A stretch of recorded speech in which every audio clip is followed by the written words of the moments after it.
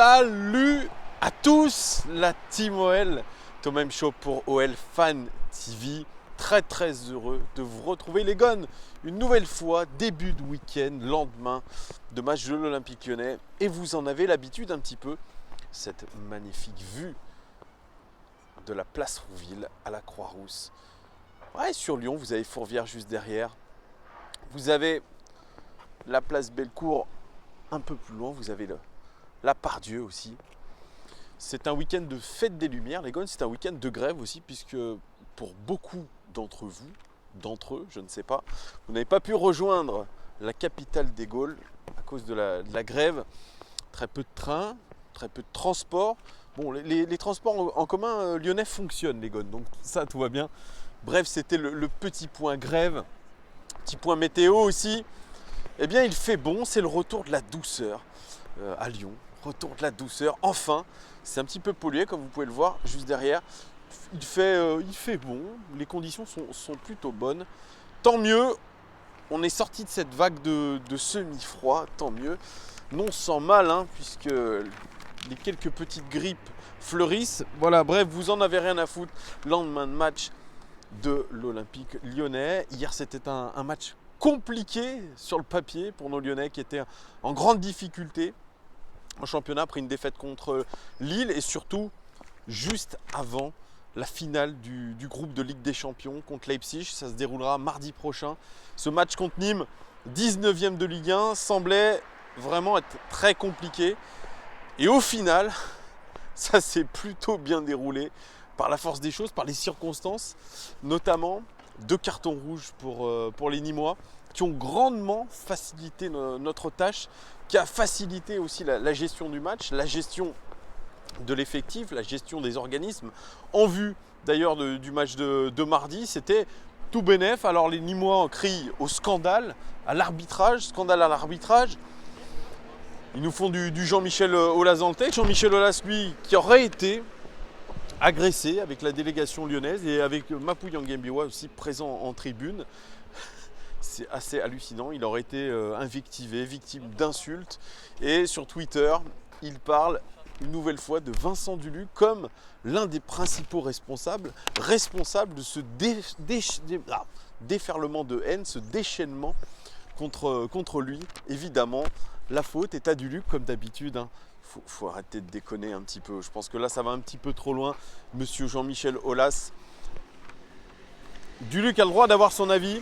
C'est un journaliste. C'est pas parce qu'il est lyonnais et que soi-disant il est supporter de l'Olympique Lyonnais qu'il n'a pas le droit de critiquer le club. Je pense qu'il faut un petit peu arrêter cette espèce de système soviétique. Voilà, chacun a le droit de dire ce qu'il pense. Nous aussi, supporters, on a le droit de dire ce qu'on pense. Donc voilà, c'est ce qu'on va dire aujourd'hui. Donc un match contre Nîmes qui a été facilité. Alors, au coup d'envoi 4-2-3-1 avec la titularisation de Maxence Cacré. Deuxième fois en championnat, Maxence Cacré. Alors Andersen lui aussi a récupéré sa place de titulaire aux côtés de Denayer. Voilà, Depay était meneur de jeu. À gauche, Oussem Aouar est revenu. À droite, Bertrand Traoré. Et puis en pointe, l'ami Moussa Dembélé qui n'était pas titulaire contre Lille et qui a retrouvé sa place de titulaire. Un match sérieux de la part des Lyonnais. Mais avant ce penalty, le penalty de Memphis Depay, eh bien, j'ai trouvé que nos Lyonnais ont galéré encore une fois à se créer des occasions tout simplement. Ça a été dur, il faut dire un terrain un petit peu champ de patates aussi. Mais la victoire un peu large, ce 4-0, a mis du temps un petit peu à se dessiner. C'était surtout le cas en seconde période. Je ne vous ai pas parlé aussi de la rentrée de Melvin Barr. C'était attendu. Latéral gauche. Il a pu profiter entre guillemets de la blessure de Raphaël, qui on l'espère ne sera pas trop grave quand même, pour grappiller 45 minutes quand même. Voilà, j'en parlerai juste après de sa prestation. Mais voilà, une victoire plutôt tranquille, où on a quand même campé beaucoup dans le dernier tiers adverse et dans la surface adverse. Voilà, ça a été une domination sans commune mesure. Et je parle même de match d'entraînement, hein, tout simplement. Hein, puisque quand vous êtes réduit à 9 et que vous affrontez l'Olympique Lyonnais, et que quand vous êtes l'Olympique Lyonnais et vous affrontez une équipe de Nîmes qui est 19e et à 9, ça ressemble vraiment à un match d'entraînement, un match de National 2. Voilà, tout simplement. Et ça permet peut-être de reprendre confiance, mais pour moi, j'ai envie de parler d'une victoire en trompe-l'œil aussi. On reprend faussement de la confiance. Mais est-ce que cette espèce d'effet placebo va pas être positif pour nous dans le cadre de la Ligue des Champions? Moi, je me pose la question. Ça me semble être de l'homéopathie, vous voyez, cette victoire. C'est, vas-y, on a une petite grippe, on prend un oscillococcinum. Ben ça va tout de suite mieux. Eh bien, ça ressemble un petit peu à ça, mais tant mieux si ça nous permet de nous qualifier. Ça sera un match importantissime, je le répète, contre Leipzig. On joue vraiment notre saison. Oui, on joue notre saison sur ce 8e de finale de Ligue des Champions. 8e de finale en prévision, n'est-ce pas? Voilà, donc j'en viens aux statistiques générales de ce match. 6 tirs côté Nîmois. 6 tirs quand même, 6 tirs. Ils ont été un petit peu dangereux, les Nîmois. Ils ont eu une grosse occasion d'ailleurs hier en début de première mi-temps, même réduit à 10. Ils ont eu une superbe occasion. 6 tirs contre 22 tirs côté Olympique Lyonnais. Ça a arrosé pas mal, 2 cadrés seulement pour les Nîmois, 8 cadrés seulement pour les Lyonnais. Moins de la moitié des tirs a été cadré pour une équipe vraiment double supériorité numérique. C'est quand même moyen. Au niveau des passes réussies dans le dernier tiers, je vous parle toujours de ce référentiel Real Madrid contre le PSG d'il y a 2 semaines. Plus de 200 passes réussies dans le dernier tiers. Et bien là, ça y est, l'Olympique Lyonnais a réussi cette performance. 226 passes réussies dans le dernier tiers. C'est incroyable. Non, c'était face à Nîmes, 19e de Ligue 1 et à 9, n'est-ce pas? 28 passes réussies dans le dernier tiers seulement pour Nîmes. Mais bon, on les comprend, ils pouvaient que faire avec leurs moyens. Au niveau des centres, 7 centres côté Nîmois, 21 centres côté Olympique Lyonnais. On a arrosé. Mais pas avec énormément de réussite, encore une nouvelle fois. Ça a été traduit par les latéraux en grande difficulté sur les centres, notamment notre latéral droit, mais ça j'en parlerai aussi après. 35 tacles côté Nîmois, on le comprend parce qu'ils ont dû compenser, parce qu'il y avait beaucoup de largeur sur le terrain, il y avait beaucoup d'espace et il a fallu compenser ces placements, ce manque de 2 joueurs sur le terrain par des tacles. 15 tacles côté lyonnais. 34% de possession dans le camp lyonnais pour les Nîmois et 66% de possession dans le camp Nîmois pour les Lyonnais. Vous voyez, on a été vraiment, à fond dans le dernier tir adverse, à fond dans la surface adverse, à fond dans le camp adverse, à fond 66%. Tout de même, ça aurait pu être plus. Au niveau des passes réussies dans la surface, 0 passes réussies dans la surface sur 2 pour les Nîmois et nous, 24 passes réussies dans la surface sur 37. Ça aussi, je crois que c'est pas loin des records de la saison. Donc on ne boude pas notre plaisir, n'est-ce pas? Au niveau des expected goals, des buts attendus dans ce match, 0,48 pour les Nîmois. Et nous, 2,68, mais en comptant le penalty. Le penalty, c'est 76% de chance de le convertir. Donc si on enlève 2,68 à moins 0,76, on se retrouve à 1,92 expected goals sans le penalty. C'est pas mal. C'est mieux que d'habitude, on va dire, où on plafonne aux alentours des 0,6, 0,7 expected goals. Donc c'est un poil mieux. J'en rigole, je préfère en rigoler de tout ça. C'est un trompe-l'œil, je vous l'ai dit. Statistiques individuelles, notes aussi de nos joueurs. Anto Lopez, il n'a pas eu grand-chose à faire. Ce qu'il a eu à faire, je crois qu'il a eu 2 actions côté Nîmois, qu'il a bien géré derrière. Il s'est attelé à bien relancer, ce qu'il a fait correctement. Donc il a fait un match vraiment, on va dire, neutre, complètement neutre, puisqu'il n'a pas eu grand chose, je vous le dis, à faire. Anto Lopez, allez, je lui mets 7. Voilà, 7. Un peu chauvin, c'est normal. Denayer, 74 passes réussies sur 77. C'est bien. 9 ballons récupérés, 2 dégagements. Un Jason Denayer un petit peu en difficulté sur les 15 premières minutes du match. Je sais pas, il a semblé un petit peu perdu. Il a été un petit peu en difficulté, puis après, il a relancé la machine au fur et à mesure du match en redevenant le patron de la défense qu'il est. Donc voilà, plutôt un bon match de sa part, Denayer. Je lui mets la note de 7 sur 10, lui aussi. Andersen qui retrouvait sa place de titulaire, 72 passes réussies sur 75, 10 ballons récupérés, record du match, 4 dégagements, record côté lyonnais dans ce match. Andersen, qu'on a senti libéré, très présent dans la surface de réparation, très, je vais dire, dominateur dans les airs, très bien placé à chaque fois. Il a tenu la baraque. Mais bon, on le répète, voilà, c'était en supériorité numérique. Et il s'est même permis ce luxe d'être très très haut sur le terrain, d'évoluer carrément comme un milieu de terrain relayeur. Il a tenté sa chance à plusieurs reprises, et notamment sur son premier but chez nous en championnat.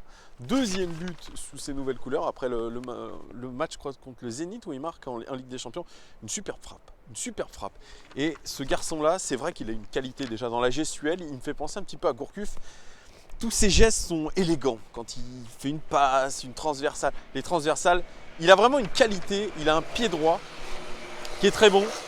Il a une qualité de passe quand même qu'on ne peut pas lui retirer. Son jeu long est très bon. J'ai bien aimé, il a su un petit peu orienter le jeu. Bon, il n'était pas vraiment sous pression, mais il a cette qualité-là et je pense qu'il devrait accentuer ses transversales, ce jeu long très précis qu'il a quand on est en difficulté. Ça peut être aussi une manière de varier un peu notre jeu. Et puis, il a une lourde frappe, Andersen. Franchement, elle est une très belle frappe. Il a une belle frappe du droit. Pareil, ça aussi, ça peut lui aussi lui donner des idées, peut-être. Voilà, c'est un joueur aussi qui pourrait être utilisé potentiellement en milieu de terrain relayeur. Moi, j'aurais mis plutôt Andersen que Denayer lors du match contre le Zénith, au match retour. Je pense qu'il y a plus de qualité naturelle là-dedans, chez lui que chez Denayer. Donc, voilà un bon match de la part de... Et ça fait des photos, des selfies pour Instagram. Bon, c'est pas des selfies. Bref, Andersen que j'ai trouvé bon. Je vais lui mettre 8 sur 10 parce que lui aussi il a besoin d'encouragement. Raphaël, il fait une mi-temps correcte. Hein. Il n'a pas de statistiques dans les 5 meilleurs joueurs du match dans les certaines catégories. Mais il fait un match plutôt correct avant de se faire sécher littéralement. Voilà, c'est lui qui a provoqué d'ailleurs le deuxième carton rouge pour Nîmes. Donc un Raphaël un peu plus fringant quand même que contre Lille notamment. Donc je lui mets la note de... Allez, je lui mets la note de 6 sur 10. Bon, il a fait qu'une mi-temps, mais voilà. Faites un bonjour à la caméra quand même, vous avez le droit. Vous êtes supportrice lyonnaise ou pas? Oui. C'est vrai, de l'Olympique Lyonnais? Vous suivez vraiment? C'est vrai? Alors, on va faire une petite interview, c'est du quasi direct. Hein, c'est du quasi direct. Hein. Moi je suis stéphanoise par contre. Retenez bien ce visage, les gonnes. Elle est stéphanoise. Alors ça se passe bien Saint-Étienne avec Puel, non? Ouais, je sais pas, je suis pas trop. Ah d'accord. Et alors? Pensez quoi pour la Ligue des Champions? Qu'est-ce qui va se passer mardi? C'est contre qui mardi? Leipzig. On a perdu le dernier match. Non, là on a gagné hier. Vous n'êtes pas du tout au courant. J'ai suivi le dernier match qu'on avait perdu. Vous êtes plus sur les anges de la télé-réalité ou des trucs comme ça. Exactement. Ah, On a décarbrisé en ce moment. oh mon Dieu! Là franchement c'est rédhibitoire. Hein. Bon bah bonne fête des Lumières, hein. À bientôt, au revoir. On fait des rencontres de partout les gonnes, c'est ça qui est intéressant. Bref, qu'est-ce que j'étais en train de vous dire? Raphaël, oui bon Raphaël, je lui mets 6 sur 10. Remplacé par le jeune Barr qui a joué 45 minutes. Très correct, très correct. Il s'est attelé, vous savez, comme un jeune joueur qui rentre avec beaucoup d'attentes. Il avait un peu de pression, donc il s'est dit je vais faire des choses très simples. Mais quand même sur son côté, il a un petit peu monté. Et ses statistiques sont loin d'être dégueu. 2 passes clés quand même pour lui. 21 passes réussies dans le dernier tiers sur 21 tentées. Ça c'est pas mal du tout. Je lui mets la note honorifique de 7. C'est encourageant aussi pour Melvin Barr qui risque de rentrer un petit peu dans la rotation. Ça aussi c'est important. Rudy Garcia, mine de rien, il a fait rentrer Cherki, il a fait rentrer Barr, il a fait rentrer Cacré. Mine de rien, ce qu'il avait promis entre guillemets au club quand il a passé son grand oral, eh bien, est en train de se mettre en place petit à petit. Kenny Tête titularisé à droite, 2 passes clés pour lui, un centre réussi sur 6. C'est là où le bas blesse, lui, c'est vraiment une catastrophe, ces centres. Et puis, cette gestuelle, il est frénétique. Quand il reçoit le ballon, il bouge dans tous les sens, le ballon, il rebondit devant lui. On a l'impression que rien n'est maîtrisé chez lui, surtout pas la qualité de centre où il centre vraiment à l'aveugle. Je pense qu'il ne sait même pas où il centre, dans quelle zone il cherche à mettre le ballon. Bref, c'est un petit peu inquiétant là-dessus. Mais un centre réussi sur 6, c'est le record du match. Hein. Bon. 9 ballons récupérés, 4 interceptions, record du match tout simplement. Un Kenny Tête que j'ai trouvé plutôt intéressant, mine de rien, intéressant, défensivement. Il a fait vraiment le job, pourtant ça se passait un petit peu de son côté, les offensives, le peu d'offensives nîmoises. Mais il a été intéressant défensivement. Offensivement, il a réussi à plutôt bien combiner avec son binôme Bertrand Traoré. Ouais, un match plutôt correct. Il faut juste qu'il s'attelle à faire des exercices de centre. Ça, c'est une vraie problématique chez nos latéraux, c'est cette incapacité à bien centrer. Bref, je lui mets la note de 6 sur 10 à Kenny Tete. Oui, juste pour sa qualité de centre pourri. Thiago Mendes, 84 passes réussies sur 87. Record du match, 2 passes clés, 36 passes réussies dans le dernier tiers sur 38. Record du match, 2 dribbles réussis sur 2, c'est très bien, et 2 interceptions. Un Thiago Mendes qui, sans être extraordinaire, franchement, fait plutôt une bonne rencontre. Fait un match tout à fait sérieux et ses statistiques le montrent. Il a fait peut-être son meilleur match depuis le début de la saison. Voilà, un match sans vraiment d'opposition, où il n'est pas pressé, où il peut faire un peu ce qu'il veut. Donc c'est pour ça que, voilà, un match tout à fait correct. Je lui mets la note de 7 sur 10 à Thiago Mendes. Maxence Cacré, deuxième titularisation, 79 passes réussies sur 87, c'est très bien. Une passe clé, 31 passes réussies dans le dernier tir sur 36, 4 dribbles réussis sur 4, 10 ballons récupérés, record du match, 3 tacles réussis, 2 interceptions. Et la petite tâche, c'est qu'il a commis 4 fautes. Les statistiques parlent pour Maxence Cacré, elles sont tout simplement les meilleures. Voilà, c'est les meilleures de tous les joueurs lyonnais, même de tous les joueurs du terrain. Omniprésent Maxence Cacré, toujours cette belle vision du jeu, cette volonté de jouer vers l'avant, cette volonté de trouver toujours un angle de passe intéressant, cette volonté vraiment d'être propre dans ce qu'il fait, d'être sérieux. Franchement, que demande le peuple? Moi, c'est un joueur, même sincèrement, que je tenterai contre Leipzig. Je tenterai. Je sais qu'il ne le fera pas. Rudy Garcia, il mettra Touzard. Mais franchement, il est en train de prendre confiance. Et effectivement, il a du talent. C'est un joueur qui va s'améliorer. C'est un joueur qui va prendre confiance, qui va se développer. Et c'est vrai, je suis d'accord avec bon nombre d'observateurs, même de supporters. Il y a quelque chose chez ce garçon qui est... Voilà, il y a quelque chose. Bon, le seul point négatif, c'est sa coupe au gel qui est un peu trop plaquée. Voilà. Mais sinon, franchement, un super joueur en devenir. Et je trouve que vraiment, il a fait une bonne rencontre. Sorti à la 70e. Pourquoi? Peut-être pour redonner un petit peu du temps de jeu à Touzard dans le but de se préparer déjà pour la rencontre contre Leipzig. Je ne vois pas du tout Garcia titulariser Cacré. C'est bien dommage. Je lui mets la note de 9 sur 10 à Cacré. Allez, 9 sur 10. Voilà, c'est tout. Il y a un peu de chauvinisme, il y a un peu de tout, mais c'est mérité pour moi. Ces 70 minutes sont bonnes. Aouar, 60 passes réussies sur 66. 32 passes réussies dans le dernier tir sur 38. C'est pas mal du tout aussi. Un centre réussi sur 4, là aussi, il va falloir travailler. 2 dribbles réussis sur 5 seulement. Pourtant, j'ai vu un Houssem Aouar très en jambes. Capacité à dribbler, capacité à se projeter entre les lignes. Du bon Houssem Aouar. Voilà, c'était un bon match d'entraînement pour tout le monde. Je le répète, mais voilà. Le vrai match, il se déroulera mardi. Et c'est là où on verra si Houssem Aouar s'est bien remis dedans. En tout cas, sur son match d'entraînement, il a été plutôt bon. Donc, je lui mets la note de 7 sur 10 à Houssem Aouar. Memphis Depay. Memphis Depay de retour de blessure et un Memphis Depay de gala aussi à l'entraînement.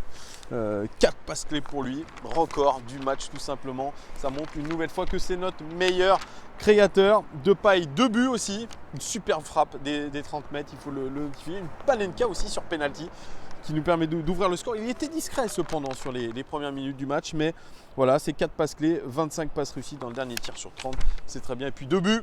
Que demande le peuple? Memphis Depay s'est bien entraîné, en tout cas pour le match de mardi. Là, c'est là où il faudra aussi être un bonhomme, montrer qu'on est un leader, montrer qu'on est une star. Voilà, Memphis Depay, je l'attends lui aussi au tournant. Il revient de blessure, mais pour un joueur qui revient de blessure, allez, ça lui permet de bien se remettre en jambes. Memphis Depay, pour ces stats-là, je lui mets 8 sur 10 à Memphis. Bertrand Traoré, 6 dribbles réussis sur 8, record du match. 4 tacles réussis sur 4, record du match. 3 fautes subies, record du match. Plutôt un bon match. Il a obtenu un penalty aussi, Bertrand Traoré. Ce que je lui reproche, c'est toujours le dribble de trop. C'est un peu ça le problème, de lâcher le ballon au bon moment. Mais petit à petit, l'oiseau fait son nid. Il est en train de reprendre un petit peu confiance. La méthode Garcia de le faire rentrer un petit peu, de lui redonner confiance, lui montrer qu'il peut être important pour l'équipe, ben, je trouve que ça fait effet. Et clairement, il postule pour une place de titulaire mardi contre Leipzig. Qui l'eût cru, l'eût-tu cru?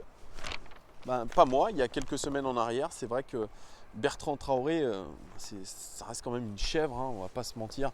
Même sur ce match d'entraînement, il en a raté, hein, il reste toujours agaçant par moments.